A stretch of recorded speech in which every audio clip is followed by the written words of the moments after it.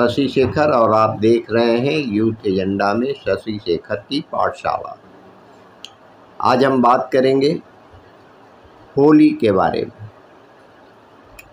होली भारतीय संस्कृति में यज्ञों व भुवनश्यनाभि अर्थात यज्ञ को संपूर्ण ब्रह्मांड के नाभि केंद्र की मान्यता है।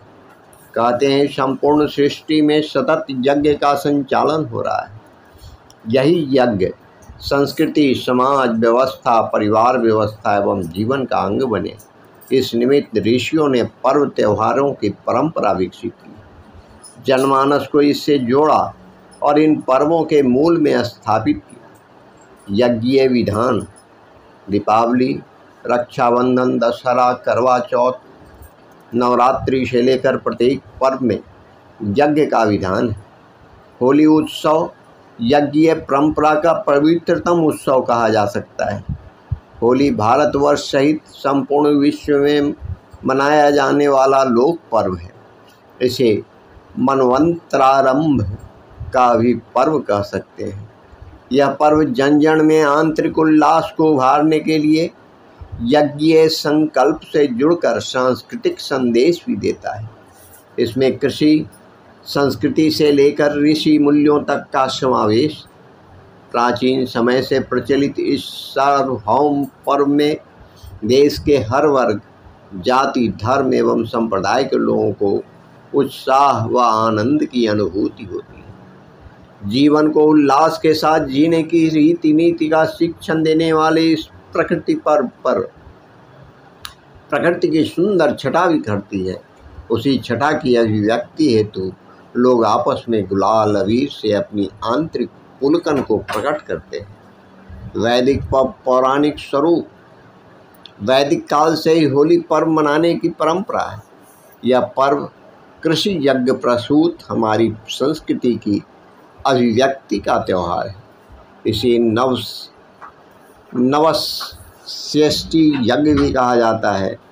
तृणाग्नि व्राष्टक्षपक्व सर्माधायम होलिका अर्थात तिनकों की अग्नि में भुने हुए अधपके फली वाले अन्न, जिसे होलक कहते हैं। होलक को लोक परंपरा में कृषि यज्ञ प्रसाद के रूप में ग्रहण करने का विधान है। होलिका शब्द की व्युत्पत्ति इसी होलक शब्द से ही हुई होगी। इन नवान्न वालियों को प्रज्वलित अग्नि में भूनने की यह यज्ञीय परंपरा अति प्राचीन है। वैदिक ऋचाएँ भी यही कहती है। पौरोहित्य ग्रंथों में होली को यवाग्रयण यज्ञ नाम से संबोधित किया गया है। वैदिक काल में नवस्यष्टि यज्ञ ने ही कालांतर लोक परंपरा में होलिकोत्सव का रूप ले लिया। गिरा च सृष्टि शवराशन्नो नेदिय इत्सृण्या पक्वामेयात् सूत्र से यहाँ ऋग्वेद इस नवान्न महोत्सव की प्राचीनता को वर्णन करता है। वहीं भविष्य पुराण होली को हास्य विनोद का पर्व बतलाता है।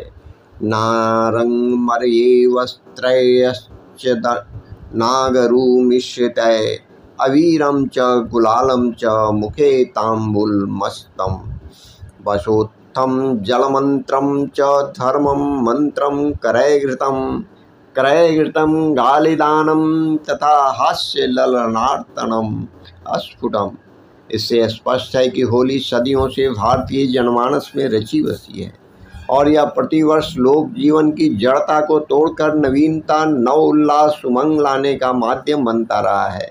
यह मंत्र इसी संदेश को देते हुए कहता है कि होलिकोत्सव को मनाने के लिए भांति भांति के सुंदर व रंगीन वस्त्र पहने, अबीर, गुलाल, चंदन एक दूसरे को लगाएं, हाथों में बांस की पिचकारियां लेकर एक दूसरे के घर जाएं, उन पर रंग डालें।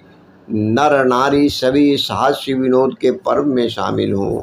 लोक परंपरा में होली, जैमिनी एवं सवर ने भी इसी तरह होली पर्व को वर्णित किया है। अनुसंधान बताते हैं कि होलाका उन 20 क्रीड़ाओं में एक था जो संपूर्ण भारत में किसी समय कई सदी तक प्रचलित था। इसके अनुसार फागुन पूर्णिमा पर लोग इसे पर्व के रूप में एक दूसरे के साथ मिलकर मनाते रहे हैं। लिंग पुराण इस पर्व को फागुनिका कहकर संबोधित करता है और इसे विभूति एवं ऐश्वर्य प्रदायक पर्व मानता है। यद्यपि बंगाल में आज भी इस होली का स्वरूप बिल्कुल भिन्न दिखता है। पर्व में यह परिवर्तन चैतन्य महाप्रभु के प्रभाव से आया। वास्तव में चैतन्य महाप्रभु का जन्म इसी दिन होने से यहाँ होली ठोल यात्रा पर्व के रूप में मनाया जाता है। बंगाल में 3 से 5 दिन तक चलने वाले इस पर्व में 16 खम्भों से युक्त मंडप में भगवान श्री कृष्ण की प्रतिमा स्थापित की जाती है।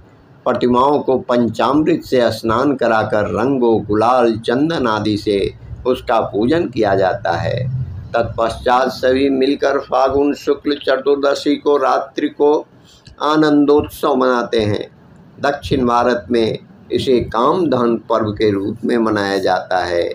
होली का बहुउद्देशीय स्वरूप भारत के बाहर भी होली पर्व जैसा मनाने की परंपरा है, बस इसके रूप अवश्य भिन्न है।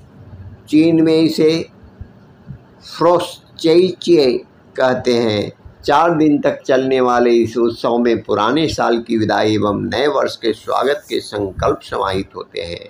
इस उत्सव की शुरुआत काओशंग नामक आतिशबाजी से होती है। तत्पश्चात सभी नर नारी एक दूसरे को बधाई देते हैं, मुंह मीठा कराते हैं। कार्निवल जो लोगों में वर्ष भर के तनाव घुटन से मुक्त करता है।